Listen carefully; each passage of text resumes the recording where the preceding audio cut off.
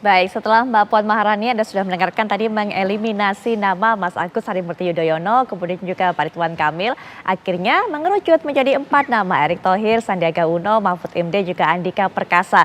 Nama-nama itu yang digadang-gadang memiliki potensi kuat untuk bisa mendampingi Ganjar Pranowo menuju pemilu 2024. Lantas bagaimana hitung-hitungannya? Potensi mereka secara elektabilitas dan apakah nama-nama ini ada yang kemudian bisa membawa PDIP bisa meraih kemenangan di Jawa Barat dan juga memenangkan daerah Jawa Timur, apalagi Jawa Timur disebut sebagai battleground. Nah, kita akan bahas mengenai hal ini. Sudah hadir di samping saya selaku pengamat komunikasi politik Bang Emrus Sihombing. Selamat malam Bang Emrus. Selamat malam Ibu. Baik, selain Bang Emrus kita juga sudah bersama dengan para narasumber lainnya yang bergabung melalui daring. Ada Bang Deddy Sitorus selaku Sekretaris Tim Pemenangan Nasional dari Pak Ganjar Pranowo. Selamat malam Bang Deddy.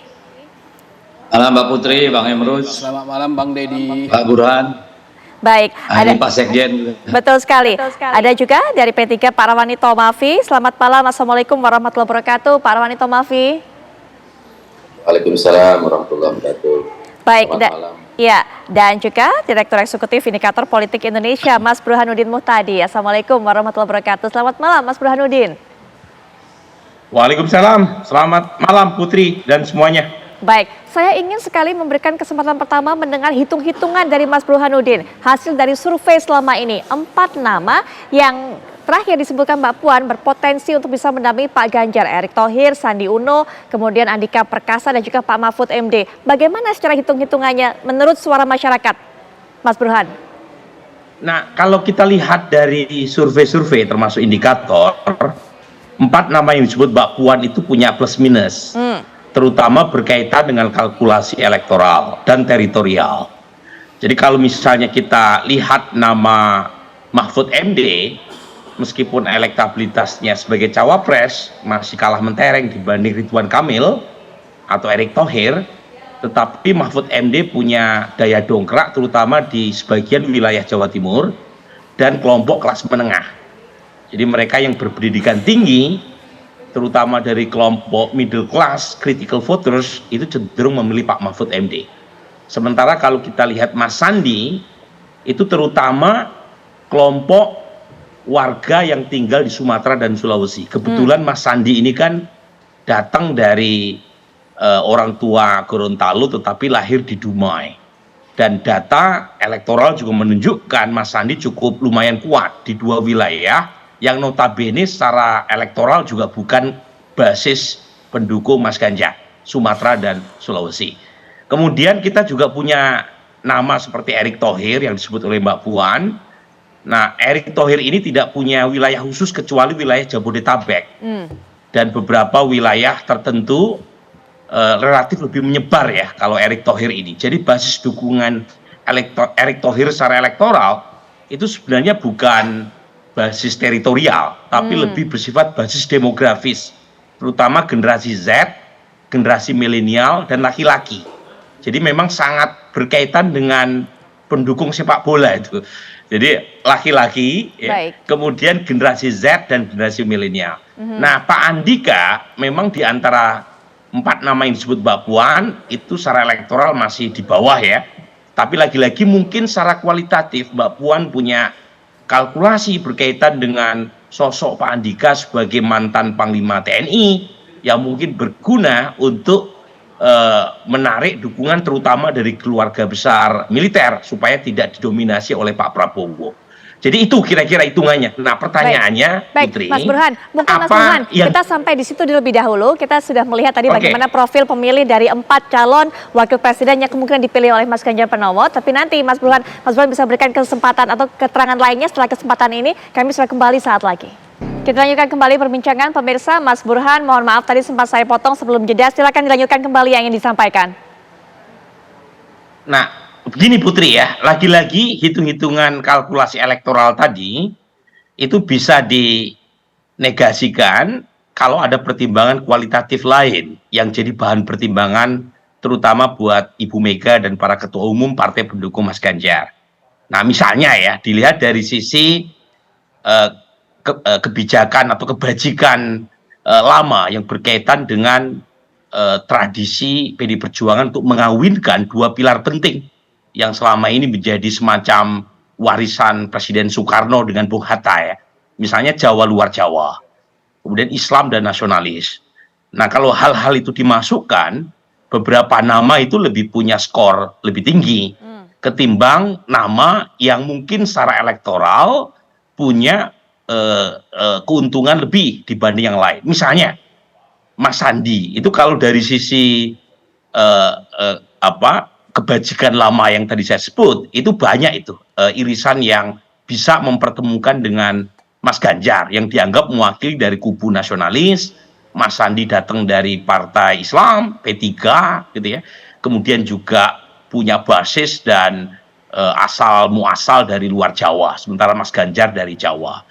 Nah, Erik sama kurang lebih, tetapi Erik kan dipromosikan selama ini oleh PAN, sementara PAN sudah mendeklarasikan dukungan buat Pak Prabowo. Nah, mungkin Pak Mahfud agak berbeda, meskipun bisa saja dicari ya, karena Pak Mahfud kan berasal dari Madura, bukan Jawa, tetapi basis kultural dan asal dukungan elektoralnya juga kebanyakan dari Jawa Timur. Jadi lagi-lagi pertimbangannya tidak sesederhana urusan elektoral saja. Ya. Baik, Bang Deddy, bagaimana menanggapinya tadi ada catatan yang disampaikan oleh Mas Burhan dari hasil survei di lapangan, Bang Deddy? Bang Deddy, mohon maaf, sepertinya masih di mute. Suaranya kami belum bisa mendengar. Oke. Baik, Bang Deddy, Ya, saya silakan. kira ini sudah. Kami Ya, apa yang mau ditanggapi ya kalau menurut saya ya, itu kan hasil survei, itu pendapat pengamat ya, monggo seperti itu.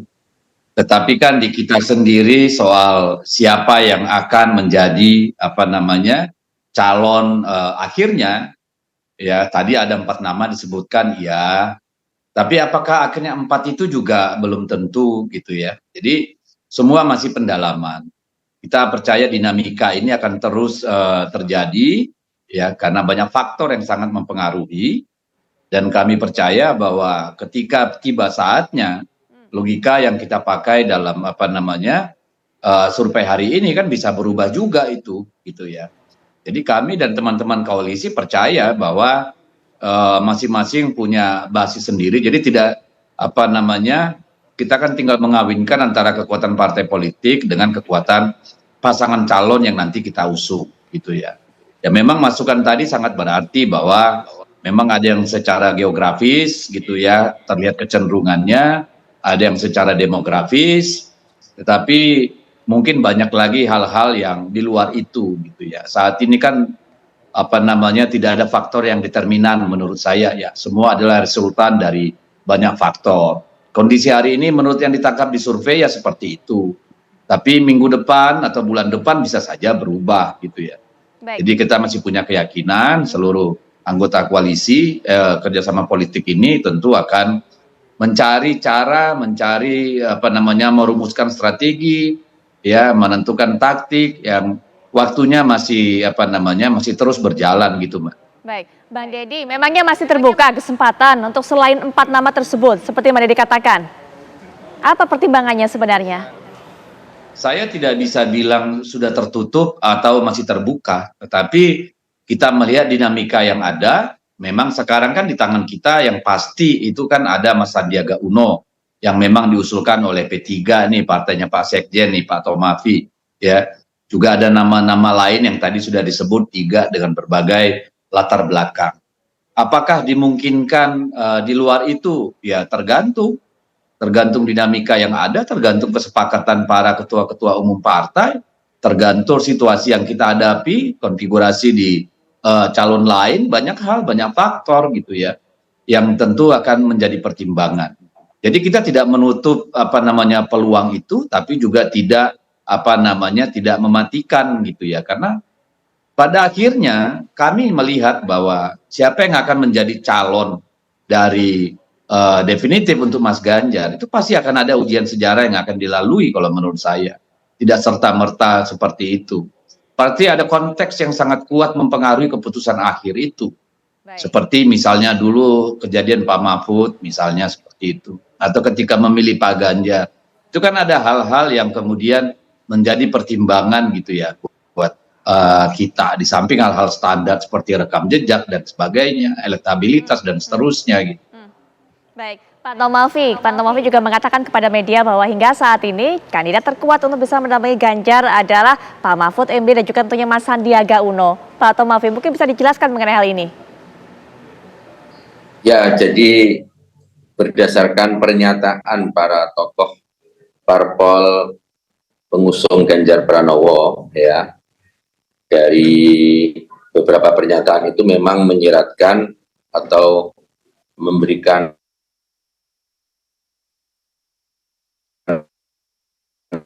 Pak Tomafi masih mendengar suara saya?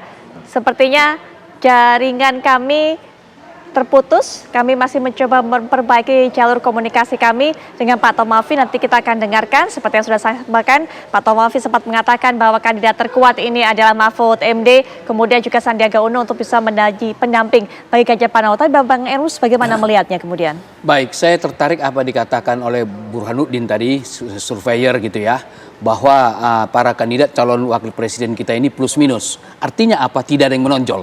Oleh karena itulah saya pikir justru pembicaraan kita jangan lagi bicara tentang survei, elektabilitas yang kuantitatif. Ini selalu saya kritik teman-teman survei. Kenapa teman-teman survei mengangkat suatu katakanlah penelitian kualitatif? Karena pemimpin bangsa itu dibutuhkan kualitatif. Jadi kita tidak terjebak pada elektabilitas. Nah kebetulan memang secara elektabilitas calon-calon wakil presiden ini tidak sesuatu ada yang menonjol. Sama. Oleh karena itu saya pikir menjadi persoalan adalah bagi PDI Perjuangan, bagi Ganjar adalah memilih atas dasar kualitas dan titik tekan ke depan nanti 5 tahun ke depan. Sampai di situ mungkin untuk bisa melihat bagaimana 5 tahun ke depan apa yang menjadi salah satu prioritasnya itu kan. Nanti kita akan bahas tentunya setelah jeda berikut ini. Kami segera kembali. Kita lanjutkan perbincangan pemirsa. Kalau sebelum jeda tadi Bang Emrus sudah mengatakan untuk menentukan sosok wakil presiden atau calon wakil presiden pendamping Ganjar Pranowo bukan elektabilitasnya saja yang penting, tapi juga ditentukan bagaimana penekanannya, rencana apa kemudian menjadi prioritas pada 5 tahun ke depan. Bang Emrus bisa lanjutkan. Baik, saya pikir variabel yang utama adalah kualitas. Kalau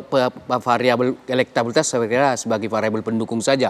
Dan kebetulan Burhanuddin mengatakan tadi bahwa mereka tidak ada yang menonjol. Oleh karena itu bahwa PDI Perjuangan saya pikir sejatinya menentukan calon wakil presiden atas dasar kualitas daripada sosok wakil presiden. Kalau kita bahas satu-satu, kalau memang Ganjar Pranowo ingin menekankan pada pertahanan dan keamanan dan hubungan Indonesia dengan negara lain dan persoalan perbatasan, dan ini saya pikir sesuatu hal yang penting, saya kira Andika yang lebih tepat mendampingi ada Ganjar Pranowo. Tetapi ketika memang kita penegakan hukum yang menjadi orientasi kita, karena memang kita lihat persoalan hukum di Indonesia masih belum terkelola dengan baik, saya pikir yang lebih tepat adalah Mahfud MD. Tetapi ketika tekanannya adalah pada bisnis, katakanlah perekonomian dalam konteks perdagangan, misalnya seperti itu, bukan industri ya, tapi dalam konteks bisnis, saya pikir Sandiaga Uno. Nah, dari beberapa tokoh-tokoh tersebut, sangat tergantung kepada Ganjar Pranowo di dalam konteks 5 tahun ke depan. Karena menurut saya, Ganjar Pranowo dia memiliki dua hal, yaitu elektabilitas sebagai calon presiden, dia termasuk yang tertinggi. Karena kenapa? Dengan Prabowo kan perbedaannya hanya 1 digit, artinya masih batas margin of error. Secara statistik tidak berbeda, artinya termasuk yang leading juga. Dan kemudian secara quality, dia 10 tahun memimpin Jawa Tengah dan sebelumnya menjadi anggota DPR. Saya kira dia punya kemampuan dua-duanya, kualitas maupun elektabilitas. Nah untuk itu pendamping yang paling pas bagi dia adalah sosok yang berkualitas. Nah persoalan bangsa kita saya kira Pak Deddy tahu, karena Pak Deddy hubungan internasional menurut catatan saya, hubungan antar negara ini menjadi hal yang penting 5 tahun ke depan. Oleh karena itu saya menyarankan kepada PDI Perjuangan, kenapa tidak Bung Andika Perkasa menjadi calon wakil presiden 5 tahun ke depan. Demikian. Baik, sudah ada satu nama disebutkan oleh Bang Emrus, nanti mungkin dikomentari atau diberikan pandangan, tanggapan oleh Bang Deddy, tapi sebenarnya kita juga dengarkan Pak Tomafi bahwa tadi sempat kami sounding sebelum jeda. Pak Tomafi ini menyebutkan bahwa calon yang terkuat kandidatnya saat ini adalah Mas Sandiaga Uno, kemudian juga Pak Mahfud MD. Silakan Pak Tomafi. Ya, terima kasih.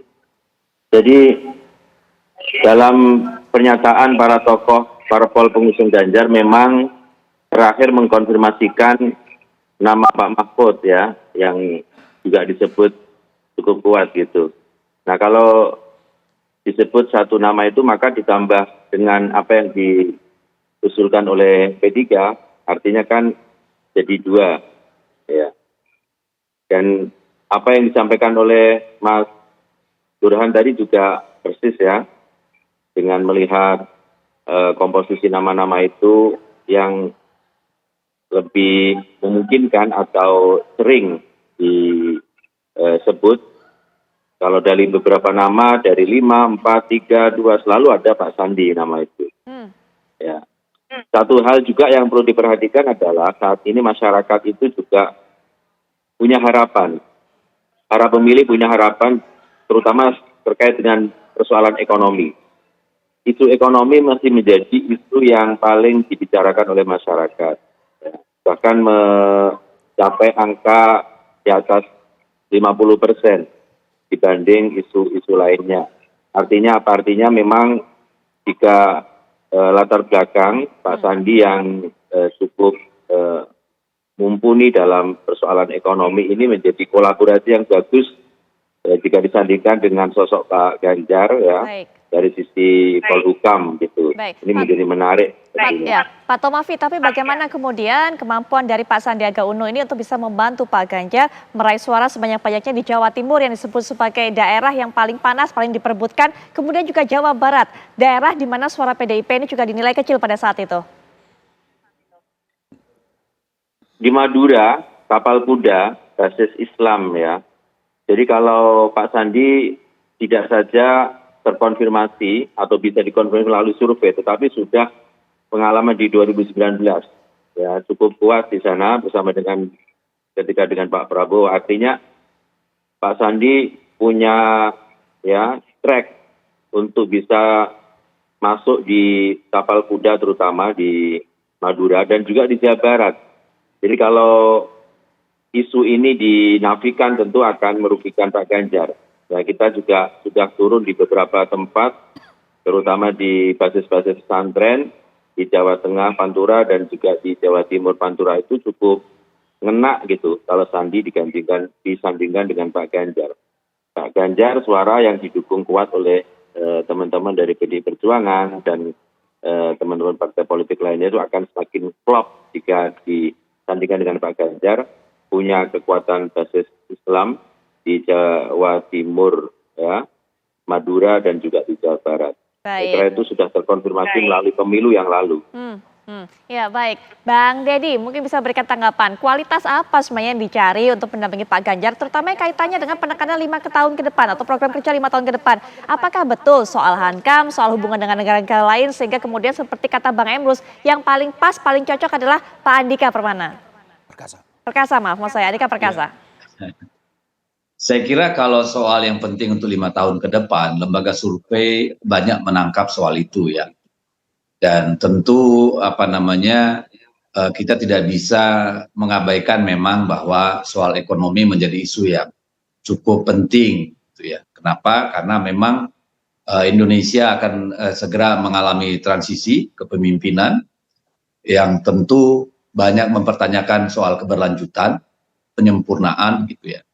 Di sisi lain ada konteks ekonomi global yang membuat ketidakpastian, uncertainty gitu, karena soal Ukraine, krisis pangan dan sebagainya, krisis energi, misalnya krisis komoditas, itu kan menjadi problem yang menjadi concern banyak orang.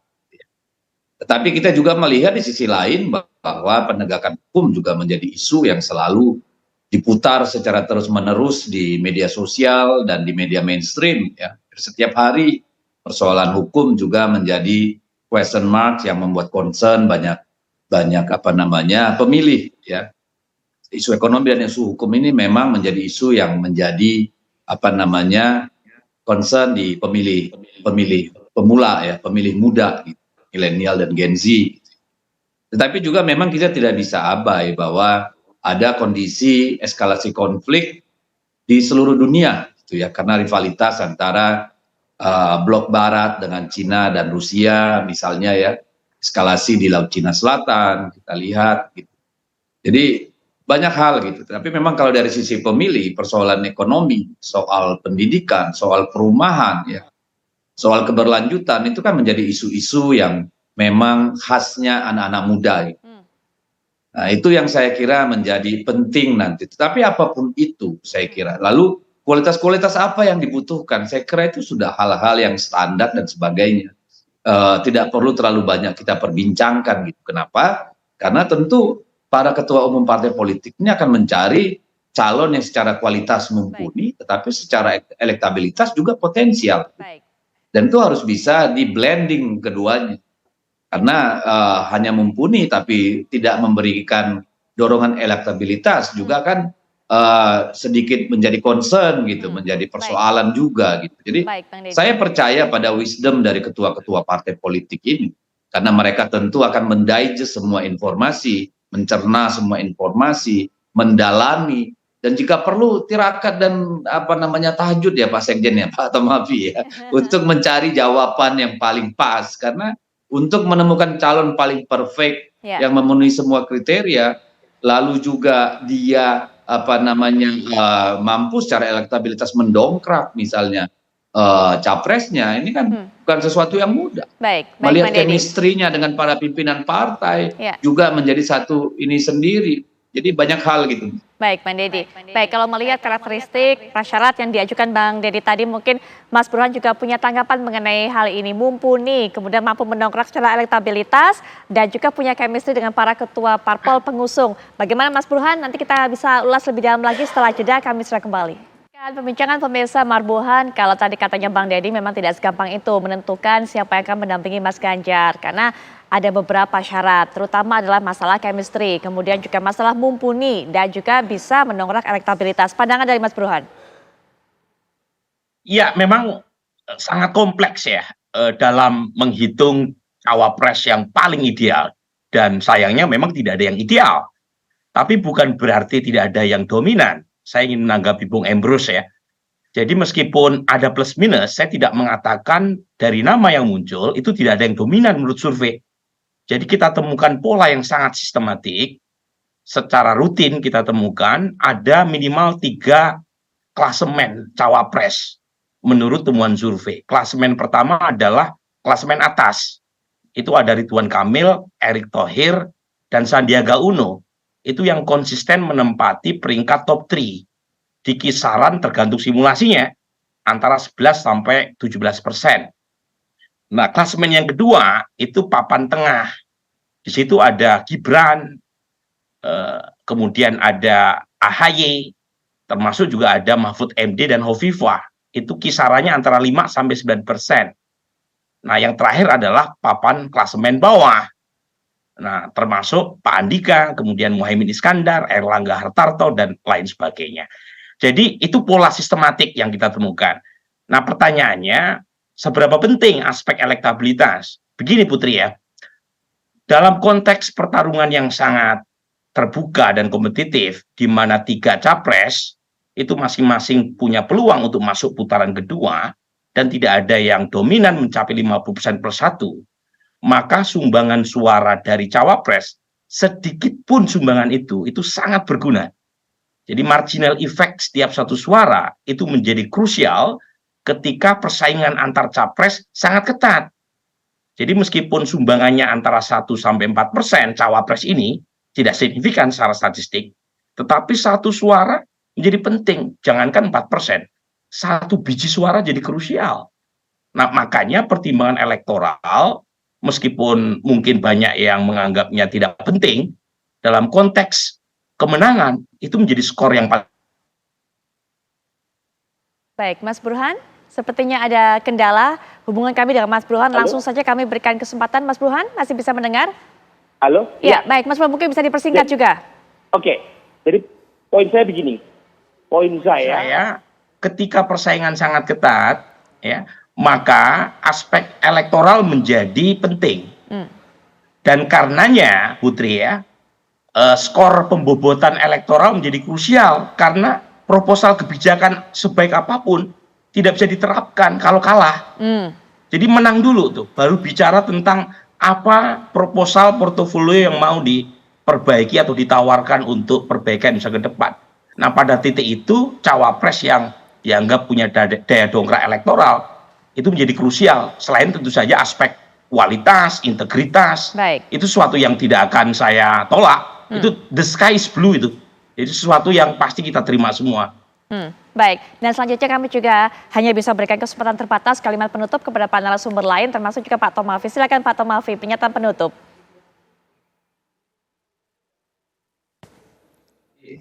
P3 posisi dalam